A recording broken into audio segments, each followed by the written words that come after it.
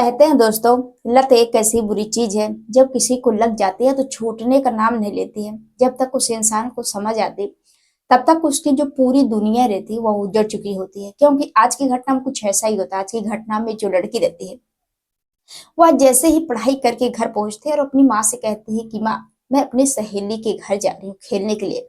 अब जैसे बात माँ सुनती है वह कहती ठीक है, क्योंकि हर रोज बेटी खेलने के लिए जाया करती थी, इसलिए जो माँ रहती है अपनी बेटी को इजाजत दे देती है। अब बेटी जैसे ही वह अपनी सहेली के घर जाती है, उस लड़की के साथ कुछ ऐसी घटना घट जाती है दोस्तों। जब आप लोग पूरी कहानी पूरी वीडियो देखेंगे तो एक बार सोच में पड़ जाएंगे। आप लोग यही कहेंगे कि आज के समाज में हम विश्वास करें तो किस पर करें। तो दोस्तों, आप लोग इस घटना को जानने के लिए वीडियो को पूरा देखिएगा। हेलो दोस्तों, हर कदम क्राइम में प्रॉ स्वागत करती हूँ।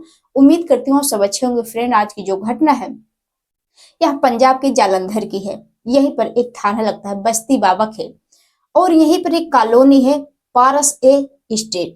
यहीं पर एक परिवार रहता है। उस परिवार में 4 लोग रहते हैं, पति पत्नी और उनके 2 बच्चे।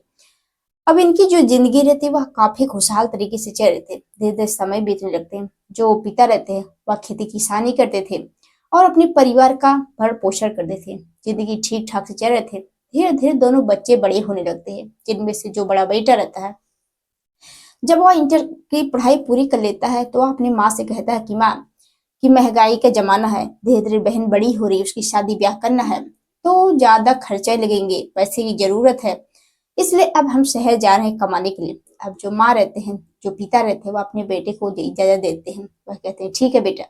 अब जो बेटा रहता है वह शहर चला जाता है कमाने के लिए। जो भी पैसा कमाता था माँ बाप को देते था, और जो माँ बाप रहते हैं वह बेहद खुश रहते हैं और बेटी को पढ़ाते लिखाते थे। इधर जो बेटी रहती है वह भी मन लगाकर पढ़ाई करती थी, पढ़ने लिखने में ठीक ठाक रहती है। धीरे धीरे ऐसे ही समय बीत रहे थे। धीरे धीरे अब बेटी 13 साल की हो जाती है।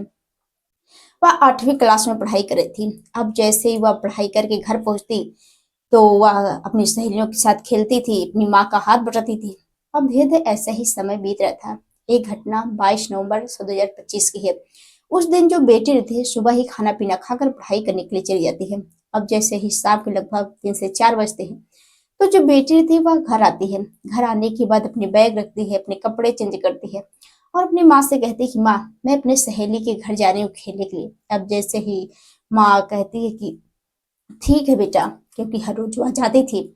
अब जैसे ही वह अपने सहेली के घर पहुंचती है, वहां खेलती वगैरह है और धीरे धीरे शाम होने लगती है, लेकिन जो बेटी है वह घर लौट कर नहीं आती है। अब इधर जो माँ रहती है वह देखती है कि हमारी बेटी की गए लगभग 2 से 3 घंटे हो गए, बेटी लौट कर आई नहीं, बेटी आखिर कहाँ चली गई। अब जो माँ रहती बेहद परेशान हो जाती है, बेटी को ढूंढने की कोशिश करने लगते हैं, लेकिन बेटी का कहीं कुछ पता न चलता है। इधर जो गांव के लोग रहते हैं उनको भी पता चलता है कि जो बेटी है उसका कहीं कुछ पता नहीं चल रहा है। जो गांव के लोग रहते हैं वह भी उस महिला का ढूंढने में मदद करते हैं, उस लड़की को ढूंढते हैं, लेकिन बेटी का कुछ पता नहीं चलता है। धीरे धीरे रात होने लगती है। तभी जो गांव के लोग रहते हैं वह माँ से कहते हैं उस लड़की के कि क्यों ना तुम पुलिस के पास फोन करो, सारी बात बताओ, ताकि वह ढूंढने में मदद कर सके। अब जैसे बात माँ सुनती वह कहती ठीक है। तो जो माँ रहती वह तुरंत नजदीकी पुलिस थाने फोन करके बताती है कि साहब, हमारी जो बेटी है घर से लगभग 4 से 5 बजे के बीच में घर से निकली थी, लेकिन अभी रात के लगभग 8 से 9 बज गए, हमारी बेटी लौट कर नहीं आई। अब जैसे ये बात पुलिस वाले सुनते हैं वह भी उस लड़की के घर पहुंचते हैं। जो कि 4 लोग पुलिस वाले आते हैं, जिनमें से 2 लोग तुरंत उस माँ के पास पहुंचते हैं और उससे पूछताछ करते हैं कि आखिर तुम्हारी बेटी है कब से निकली है और कहाँ कहाँ खेलने के लिए जाती थी। और 2 लोग गांव जो है उस घर से लगभग 2-3 घर के बाद जाकर बैठकर आराम से चाय पी रहे थे, जैसे उनको कुछ हुआ हुई ना हो। अब जो माँ रहती है वह बेहद परेशान हो जाती है और जो 2 पुलिस वाले रहते हैं वह तुरंत जो है थाने ले जाकर माँ से पूछताछ करते हैं और बेटी को ढूंढने की कोशिश करने लगते हैं। तभी जो गांव के लोग रहते हैं, अब जो गांव के लोग रहते हैं, गांव की कुछ दूरी पर जो गांव के कई घरों में सीसीटीवी कैमरे भी लगे थे। अब जो गांव के लोग रहते हैं वह कहते हैं क्यों ना हम इस कैमरे को खंगाले ताकि कुछ हमें सबूत मिले। अब जो गांव के लोग रहते हैं जैसे ही उस कैमरे को खंगालते हैं तो पता चलता है कि जो लड़की है, जो 13 साल की लड़की है, गांव के जो हरविंदर सिंह है, उनके घर अक्सर खेलने के लिए जाती थी और 22 नवंबर को भी वह उस हरविंदर के साथ जो घर में खेलने के लिए जाती है। अब जैसे ही अब कैमरा में दिखाई देता है तो जो गांव के लोग रहते हैं वह सबसे पहले हरविंदर के घर जाते हैं और हरविंदर से पूछताछ करते हैं कि जो 13 साल की बच्ची है अक्सर यहाँ पर खेलने के लिए आती थी, आखिर वह कहाँ चली गई।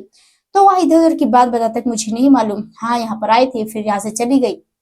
लेकिन उसमें साफ दिखाई देता है कि जो लड़की है वह जाते समय तो उस घर में दिखाई देती है लेकिन आते समय नहीं।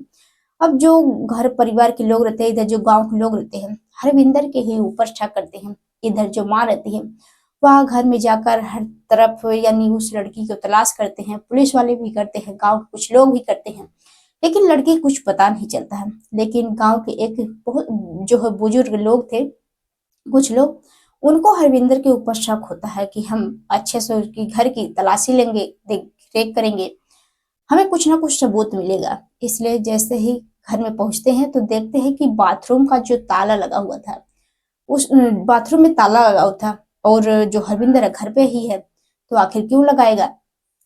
तो जो पुलिस वाले रहते हैं वह कहते हैं कि अपने बाथरूम में ताला क्यों लगाया है। तो वो जो हरविंदर रहता है वह कहता है कि बस ऐसे ही लगाए हैं, हमें जब यूज करना होता है तो करते हैं, नहीं तो बंद कर देते हैं। तो जो गांव के लोग रहते हैं वह कहते हैं कि मुझे जो बाथरूम देखना है, और उसके बगल में कुछ गद्दे भी रखे हुए थे। अब जैसे ही बाथरूम खुलवाया जाता है उसमें उस लड़की की लाश मिलती है जो कि मृत अवस्था में, उसके जो हाथ पांव रहते हैं जैसे टूटे हुए थे। अब जैसे सब चीजें माँ देखती है वह तो दहाड़े मार मार कर रोने लगती है कि आखिर हमारी बेटी के साथ क्या हुआ। अब गांव वालों को पूरा शक होता है कि जो हरविंदर है इस लड़की के साथ कुछ न कुछ गलत किया है। तभी जो गांव के लोग रहते हैं फिर से पुलिस थाने फोन करके बताते थे कि साहब यहाँ पर लड़की का डेड बॉडी मिला है। अब जो पुलिस वाले रहते हैं अपनी टीम के साथ, जो वहाँ के अधिकारी रहते हैं, सभी लोग वहां पर पहुंचते हैं और हरविंदर से पूछताछ करते हैं। तो जो हरविंदर रहता है वह टूटता है और सारी सच्चाई बताने लगता है। वह बताता है कि साहब 22 नवंबर को हम तो जो है अपनी, क्योंकि वह बस चलाता था, वह जैसे ही छुट्टी से घर पहुंचता है और फुल नशे में रहता है और अपने कमरे में शाम के लगभग 3 से 4 बजे वो अपने कमरे में जाकर सो जाता है। इधर जो 13 साल की बच्ची रहती है वह भी अपनी सहेली को ढूंढते हुए घर में पहुंचते हैं।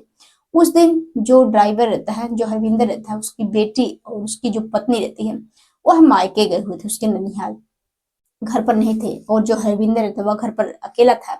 अब जैसे वहां पर पहुंचता है तो जो हरविंदर रहता है जैसे ही वह 13 साल की बच्ची को देखता है उसकी नीयत खराब होने लगती है और वह कहता है कि तुम मेरे कमरे में आ जाओ। तो जो लड़की रहती है वह कहती है कि जो अंकल है वह झूठ बोल रहे होंगे क्योंकि यहीं पर हमारी सहेली होगी, इसलिए देखने के लिए वह कमरे में जैसे ही जाती है और जो हरविंदर रहता है वह उसे दबोच लेता है और अलग अलग जगहों पर छूता टच करता है। तो जो लड़की रहती है इसका विरोध करती है कि आप मेरे अंकल हो, ऐसा नहीं कर सकते, अगर तुम मेरे साथ ऐसा कुछ करोगे तो हम यहीं पर जोर जोर से चिल्लाएंगे, आपकी काफी बदनामी होगी, पकड़ हो जाएगी। अब जैसे ये बात हरविंदर सुनता है, अब वो वह सोचता है कि अगर हम पकड़े जाएंगे और जो लड़की अगर यहाँ से चली गई, सभी को बताएगी, तो हमारी काफी बदनामी होगी, हम कहीं मुंह दिखाने लायक नहीं रहेंगे। इसलिए हम लड़की का काम ही तमाम कर देते हैं। और जो हरविंदर रहता है उस लड़की के गले को कसने लगता है, तब तक कसता है जब तक उसकी मौत ना हो जाए। अब जैसे ही मौत होती है तो लाश को छुपाने के लिए वह उस बाथरूम ले जा करके वह ताला लगा देता है ताकि किसी को मालूम ना हो और हम ले जाकर रात को इस समय हम फेंक देंगे। लेकिन जैसे 2 घंटे बीतते हैं, इधर जो माँ रहती है वो बेहद परेशान हो जाती है कि आखिर हमारी जो बेटी कहाँ गई। अब पुलिस वाले के आगे जब वह पूरी सच्चाई बता देता है, जो पुलिस वाले हैं और हरविंदर को पकड़ कर गिरफ्तार करके जेल भेज देते हैं। और जो 2 पुलिस वाले रहते हैं जो बैठकर चाय पी रहे थे उन लोगों को भी सस्पेंड किया जाता है। तो दोस्तों आप लोग इस घटना के बारे में क्या कहना चाहते हैं, कमेंट बॉक्स में जरूर बताइएगा। आप लोगों को यह कहानी पहुंचाने का मकसद किसी को परेशान करना नहीं है, बल्कि आप लोगों को जागरूक करना है, सचेत करना है कि आप लोग भी ऐसे ऐसे घटनाएं से बचे अपने घर परिवार वालों को जाए, क्योंकि आए दिन ऐसी ऐसी घटनाएं हो रही हैं जिसे सुनकर आप लोग भी परेशान हो सकते हैं। तो दोस्तों आप लोग इस वीडियो को ज्यादा शेयर करें, सपोर्ट करें, क्योंकि आप लोग प्यार सपोर्ट की बहुत ज्यादा जरूरत है, अन्यथा हम कुछ भी नहीं कर सकते। तो दोस्तों मिलते हैं नेक्स्ट वीडियो में, तब तक के लिए जय हिंद, जय भारत।